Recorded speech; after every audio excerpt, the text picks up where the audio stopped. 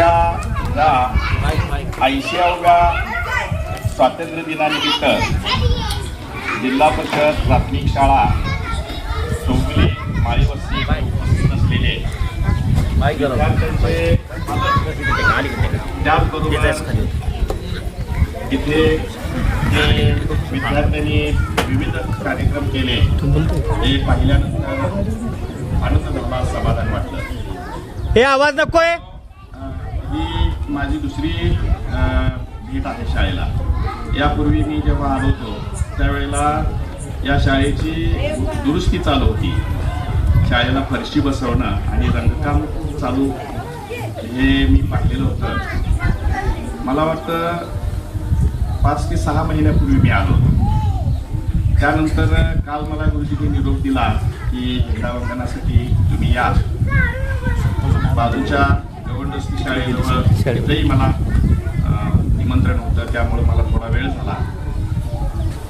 मित्रांनो, पालकांनो, पहिल्यांदा मी एक शून्य नागरिक किंवा ग्रामपंचायत सदस्य किंवा ग्रामपंचायतमध्ये काम करणारी व्यक्ती म्हणून गुरुजींनी खंत व्यक्त केली की त्यांनी शाळेच्या वेगवेगळ्या सुधारणा व्हाव्या म्हणून ग्रामपंचायतकडे विनंती केली होती, पण ग्रामपंचायतकडून त्याची पूर्तता झाली नाही. मित्रांनो, ग्रामपंचायतचा कारभार कसा असतो हे गावच्या शून्य नागरिकांना माहीत आहे. सर्वसामान्य माणसांना गावचा कारभार कसा असतो हे माहीत नसते. ज्यांनी जी खंत व्यक्त केली त्याबद्दल मी सहमत आहे.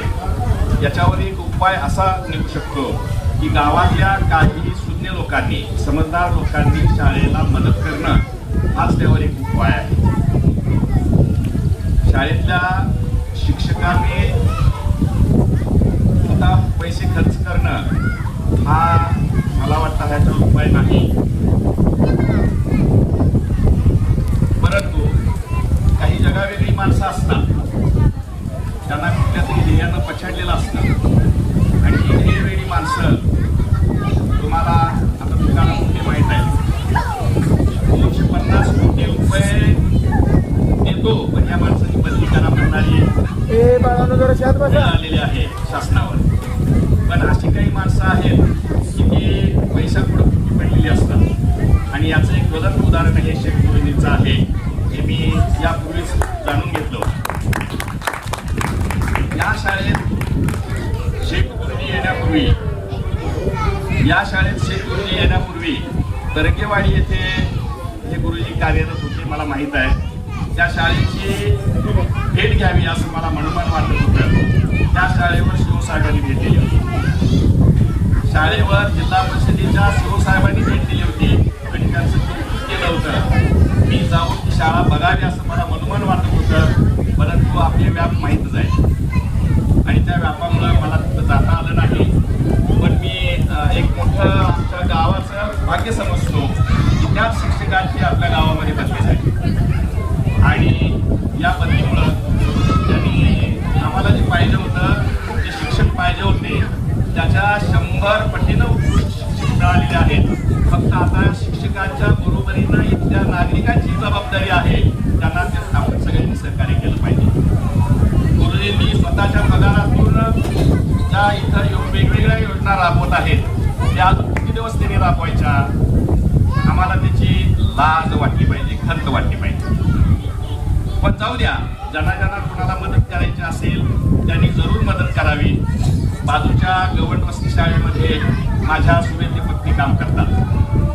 त्या ठिकाणी त्या गेल्या 31 तारखेला सेवानिवृत्त झाली, रिटायर झाली, तरी सुद्धा त्या शाळेत जातात. अगदी मला असंही म्हणायची वेळ आली की तुझ्या अजून रिटायर झाल्यासारखं मला वाटत नाही. कारण शाळा 10:30ला भरते, शाळा मॅडम 10:15ला शाळेत हजर असतात, 5ला शाळा सुटते, 5:30ला मॅडम घरी येतात. पूर्वी जसं होतं तसंच सुरू आहे. मला असं म्हणायचं आहे, काही माणसांना सांगावं लागत नाही, ती मनापासून काम करत असतात. तर असं खूप बोलण्यासारखं आहे. फक्त मी एवढंच म्हणेन की आपल्या गावाचं एक भाग्य आहे आणि हे भाग्य त्या गुरुजींच्या रूपानं मिळालेलं आहे. आपण वेळोवेळी शाळेत या, माझ्यासारख्या माणसांनी सुद्धा शाळेत यावं आणि शाळेत काय चाललंय बघावं. बघायची काही गरज नाही, गुरुजींचं कौतुक करायला यावं असं मी म्हणेन. मला या ठिकाणी तुम्ही बोलवलं, 2 शब्द बोलण्यासारखं खूप आहे. सारखा फोन एक खाली वाजायला लागलाय, बोलण्यासारखं खूप आहे फोन. तर आपण वरचेवर येऊया, गुरुजींना प्रोत्साहन देऊया. आता मला असं वाटत नाही की मदत किती लोक करतील. मदत करणारी माणसं मला माहित आहे. तुम्ही आता माझी डोक्याची केस पाठी झाली,